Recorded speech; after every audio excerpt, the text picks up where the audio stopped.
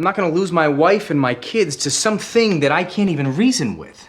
You present her with the facts, and I'm sure she will find her way back to the truth. Somebody wanted to do an investigation into Christianity. Oh, like a hit piece. Well, if that's where the evidence leads. Where would you start? Unless you want to do 2 years of seminary, I'd say go straight for the jugular. The entire Christian faith hinges on the resurrection of Jesus. If it didn't happen, it's a house of cards. He's reduced to a misunderstood rabbi at best. At worst, he's a lunatic who was martyred. All right, who's the big authority on the resurrection? Dr. Gary Habermas. He debated Antony Flew. That guy's one of my heroes. Something you'd like to ask me, Mr. Strobel? Yeah, well, so I read your book, and there's something that stuck out to me. How can anyone talk about historical evidence for the resurrection when the resurrection, by nature, is a miracle, right? We all know miracles can't be proven scientifically. Correct, but we don't have to prove a miracle to prove a resurrection. Okay, love to hear you explain that one. No, you just have to show that Jesus died and he was seen afterwards. Right, but the very people who claim that they saw him are religious zealots. So in my line of work, we call those biased sources. Well, I'm not interested in bias either, Mr. Strobel. You see, I care about the facts for professional and personal reasons. Right, so where are the facts, Dr. Habermas? The resurrection narrative is more legend than it is history. Really? Not according to historical records. Did you know that we have a report of the resurrection with specific eyewitnesses that dates all the way back to within months of the resurrection itself? That source also adds that 500 separate people saw Jesus at the same time. We're not talking decades or centuries after the cross, Mr. Strobel. It's months. Okay, so 500 witnesses, but that's still just one historical source, the Bible. Wrong. There are at least 9 ancient sources, both inside and outside the Bible, confirming that disciples and others encountered Jesus after the crucifixion. But they were already followers of Jesus. Well, not all of them. Think of Saul of Tarsus. He originally was a persecutor of Christians. He hunted them down and killed them. Yet he died the Apostle Paul, proclaiming that Jesus was the Son of God. But let's not kid ourselves here. People die for lies all the time. 900 people died drinking poison Kool-Aid at Jonestown. True, and there are other examples like that throughout history, but here's the difference. People don't willingly drink poison for something that they know is a lie. Fair point. If the early church martyrs knew that the resurrection was a hoax, then why would they willingly die for it? Would you?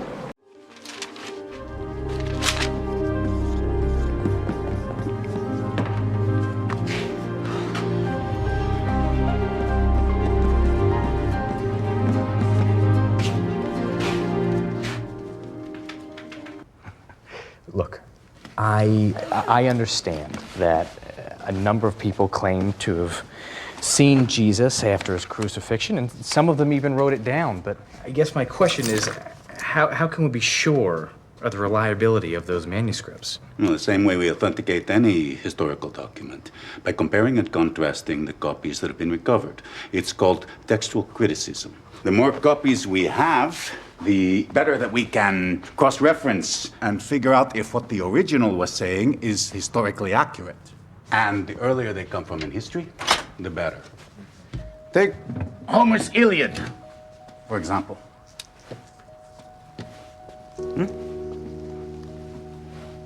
Is this real? That's as real as the Macedonian dirt that I dug it up from. Well, the Greeks considered this their Bible for many centuries. Yes, they did. That is one of 1,565 copies in existence today. Now, the Iliad was originally composed 800 years before Christ. Okay. This Greek copy is dated at the 3rd century AD. So, 800, etc. So that's 1,100 years between this copy and the original, yes? Correct. There is only one ancient collection of writings that has more authenticated copies than the Iliad. Can you guess what that is? You're going to tell me the Bible. The New Testament. And how many copies is that? To date, archaeologists have recovered 5,843 Greek New Testament manuscripts. That's 4 times as many as the Iliad. Really? The earliest fragment of the Gospel of John was found in ancient Egypt, and it dates to 2nd century AD. How close is that to the original? Less than 30 years. I have one of the fragments in my collection. It's quite a treasure, isn't it? After the New Testament and the Iliad, the runners-up don't even come close. We only have 100 copies of Sophocles, 7 copies of Plato's Tetralogies, and only 5 copies of anything by Aristotle. In fact, if you laid the surviving copies of Aristotle one on top of the other, they would make barely 4 feet. You do the same with surviving copies of the New Testament, the stack would be a mile high. Nothing else in history even comes close. How is that for reliable? Oh, excuse me. Legal Affairs Desk. Lee Strobel? Speaking. Yeah, this is Bill Craig. I'm sorry, who? Bill Craig. Dr. Craig, thank you for returning my call. I appreciate that. Yeah, I'm sorry for the delay. I'm calling from Jerusalem. I have to give a lecture any minute. I didn't want to keep you waiting. I'll cut right to the chase. So I've been doing research into the purported resurrection of Jesus, and I want to run a theory by you. Maybe the reason That the tomb was empty was because Jesus' body was never there in the first place. because we know that the Romans used to throw the bodies of crucifixion subjects to the dogs, right? Well, there's no evidence for that, but there are specific records that didn't happen to Jesus. And what records are those? Well, actually, the earliest recorded accounts tell us that Jesus was properly buried in a tomb. And the Romans did allow for burial of some crucifixion victims. But then there's something that still doesn't add up To me about all of these supposed eyewitnesses. that claim to have found Jesus' empty tomb. What, the fact that they were all women? Yeah, because we know that according to Jewish customs, women were deemed to be unreliable witnesses. Am I right? Well, true. So why did all 4 gospel writers record that it was women who discovered the empty tomb? I'm asking you that. Well, if you were a first century Jew making up this story out of thin air, then you would never say that women discovered the tomb. It would damage your case, not help it. Okay, so maybe we're dealing with the world's most inept disciples. Or maybe the disciples reported what actually happened and let the chips fall where they may. Okay, all right, but you have to admit here that there is a gaping hole. Hole in all of this. A gaping hole. The fact that the Gospels are filled with contradictions about the empty tomb, okay? If I turned in a story that was this jumbled, I'd be out of a job. If we look through the Gospels, you start at Matthew, okay? Matthew puts Mary Magdalene and some other Mary at the tomb.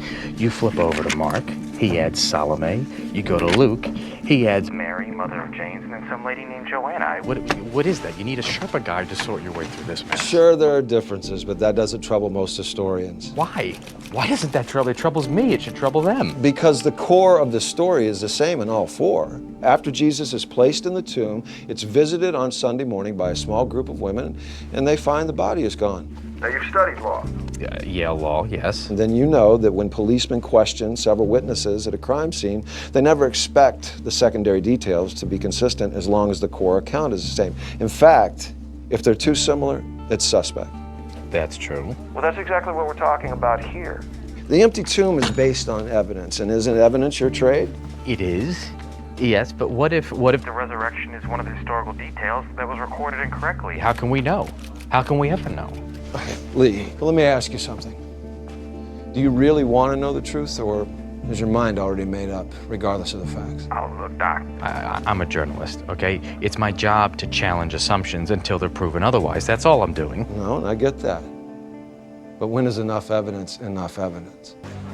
Hey, just because they said they saw Jesus doesn't mean they actually did. I'm sorry, was that for me? Maybe the eyewitnesses of the resurrection, maybe they're delusional. You know what I mean? Maybe they only thought they saw Jesus. Or maybe it was like mind control or brainwashing. Rod! You need to see a psychologist. Oh, you think I got a screw loose? Yeah, well, that's another story. But if you're talking about first century mass psychosis, you need to talk to a psychologist. I'm already ahead of you. Rod! Hey, I need you to find me a good psychologist to interview. A psychologist, that's right. A guy with a lot of academic street cred, knows the human mind better than God does. No pressure, kid. Don't listen to him. Dr. Roberta Waters, president of the American Association of Psychoanalysts, agnostic, Agnostic, finally. and a leading authority on human behavior at Purdue University. Indiana, great. Dr. Waters. Hello, Mrs. Strobel. As much as I would like to help a fellow skeptic, What you're proposing is completely impossible. But how can you say that? I mean, if Charles Manson can turn his followers into murderous zombies, surely the followers of the Christ cult could be convinced of their own delusions. Listen, hallucinations are like dreams. They happen in individual minds. They don't spread like the common cold. Okay, so a hypnotist turns a stage full of insurance salesmen into clucking chickens. Then that's not really happening, or? No, of course it is. The power of suggestion can be very profound. But it's one thing to be mesmerized into making animal noises. It's quite another for 500 people to have the same dream. To be honest, that would be an even bigger miracle than the resurrection itself. And without an empty tomb, you and I, we're not even having this conversation. If Jesus recovered from his injuries, that solves that problem. All these people could have easily seen him, yes? Yes, but I'm afraid that's not a brain issue. You need to speak to a medical doctor. Of course. Dr. Waters, again, thank you for your time. You've been most gracious.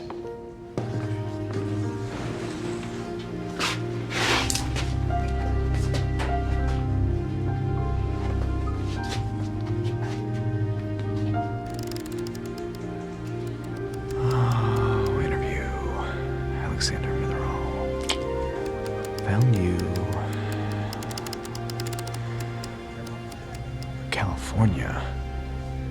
So forgive me for making you travel all the way out here, but when someone rings me up and says he wants to dispute the most significant event in human history, I feel it's important that we do it face to face. Don't you? Yeah, that's fine. I appreciate your time. So my line of attack is this. The reason the eyewitnesses were able to see Jesus after Golgotha is because he never died on the cross. Because if he doesn't die, there's no resurrection, yes? That's right. So whether or not Jesus himself or someone else took him off of the cross early, or if he fakes his own death, it doesn't matter. It completely discounts every aspect of the resurrection. Right, the swoon theory. Yeah, but he passed out. He didn't die. I'm afraid there's a long line of skeptics in front of you with that hypothesis. Including only 1 billion Muslims the world over who also don't believe that Jesus died on the cross because the Quran says so. With all due respect to Islam, the Quran was written 6 centuries after Christ. I prefer my historical sources a bit closer to accurate. I understand, but you concede that it's possible. Mr. Strobel, I am a medical doctor and a scientist. I have seen a great many strange phenomena in my lifetime. But the swoon theory is rubbish. Rubbish. That's is that a medical opinion? You know, it is, actually. Swoon theorists tend to skim over the fact that Jesus was flogged prior to his crucifixion. Do you know what happens in a Roman flogging? Yeah, the person is lashed with a whip. No, not lashed. Scourged and pummeled savagely. You see, the cowhide whip is braided with metal balls and bone fragments. The flesh on Jesus' back would have been shredded. The very muscles and sinews themselves laid open to exposure. The flogging itself would have left Jesus in critical condition from massive blood loss, which is why he collapsed under the weight of the cross that the Romans made him carry through town. Okay, so is it possible that Jesus survives being spiked to the cross? Oh, yes, you could survive it, but it's child's play compared to what comes next in a crucifixion. Slow, agonizing death by asphyxiation. Come with me.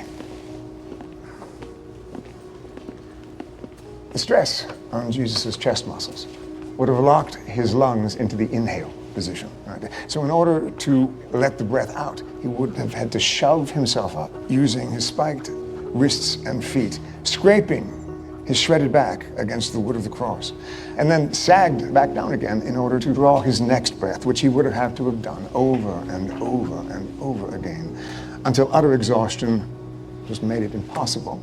And then inevitably, he dies, in theory, but let's remember, these soldiers, they're not doctors, okay? So maybe they took him off the cross and they thought he was dead, but in fact he wasn't. No, of course they weren't medical doctors, they were professional killers. Right? And they were quite good at their jobs. They had to be.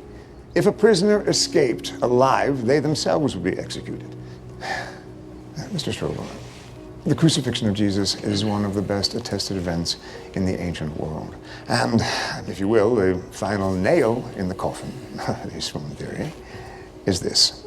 When the soldiers thrust their spear between Jesus' ribs, do you know what came out? Blood and water, which we now know is a description of pericardial effusion as a result of death by asphyxiation. This is not a condition anyone could fake.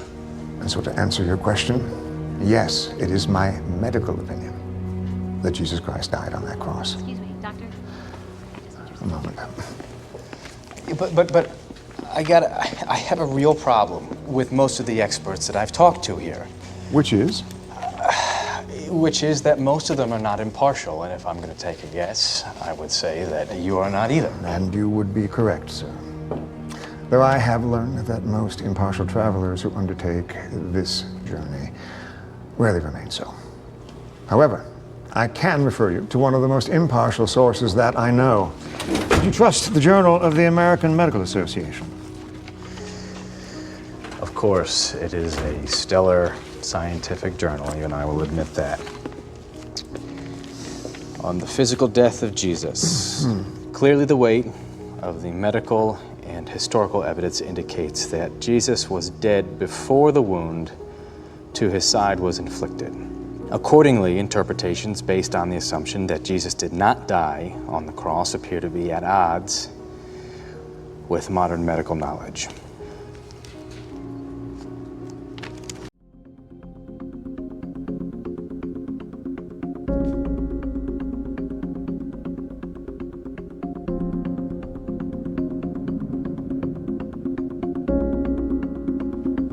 The only way to truth is through facts. The entire Christian faith hinges on the resurrection of Jesus. If it didn't happen, it's a house of cards. You just have to show that Jesus died and he was seen after. How can we be sure of the reliability of those manuscripts? Archaeologists have recovered 5,843 Greek New Testament manuscripts. Nothing else in history even comes close. Do you trust the Journal of the American Medical Association? Yes, Jesus Christ died on that cross. You're not telling me what I hope to hear today. What if it is true? Wouldn't you want to know that? The first recorded account tells us that he was buried in a tomb. The empty tomb is based on evidence. Isn't evidence your trade? Faith is the evidence of things we can't actually see. Any careful historian will see that the core account is consistent, even if a few of the secondary details are told from different perspectives.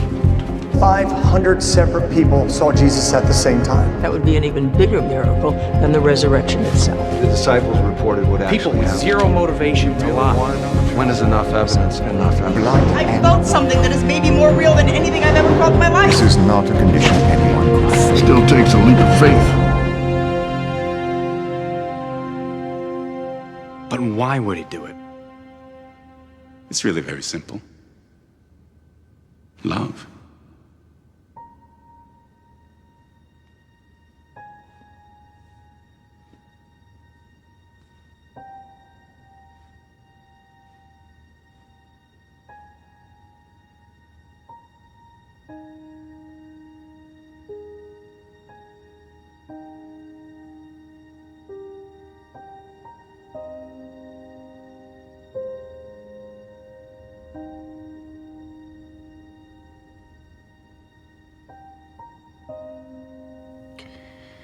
All right, God.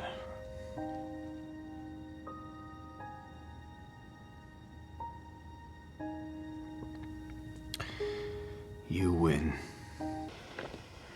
When you became a Christian, I freaked out. I mean, yeah, I was scared. And I felt like that I needed to save you.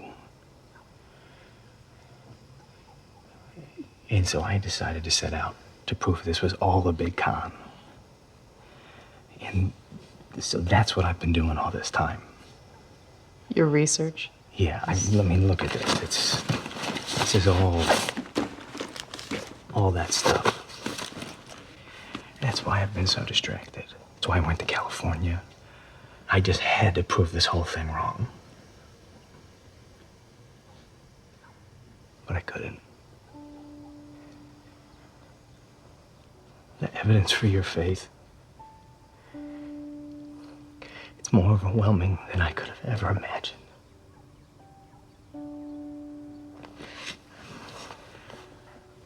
But it wasn't just the evidence, okay? It was you. You never stopped loving me.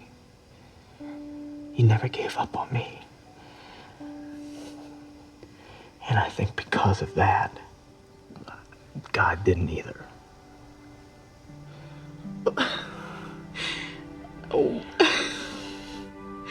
What? I mean, I don't think God gave up on you either, but what are you saying?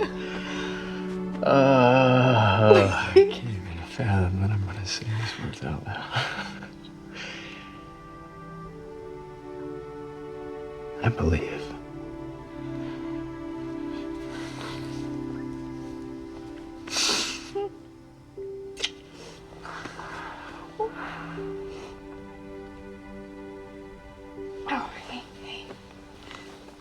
Okay, let me show you something. Show you. But as many as received him, to them he gave the right to become children of God. Mm-hmm. To those who believe in his name. And what does that mean? That means believe plus receive equals become.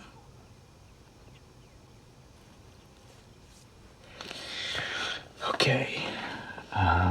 So then how do I receive? What's the protocol for that? There's no wrong way or right way, just you talk to God. Mm-hmm. You tell him your heart. Mm-hmm. And we do that right now. I mean, shouldn't we go to church? Or... Right here, right now. This is church. Okay. Come here.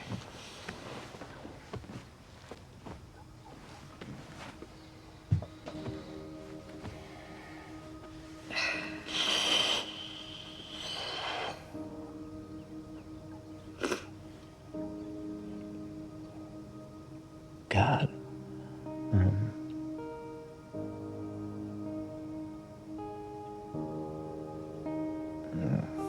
I have no idea what I'm doing.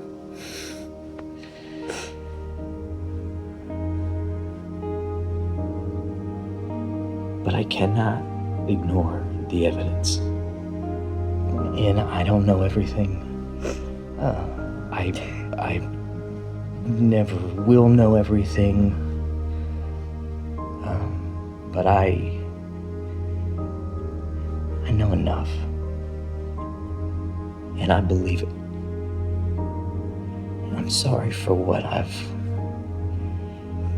put my wife through, what I put my family through.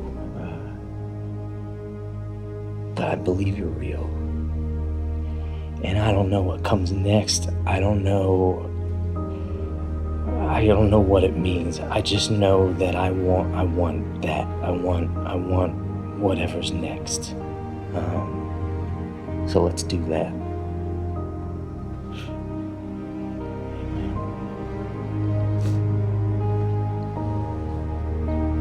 Amen. Thank you. I guess I'm crazy too.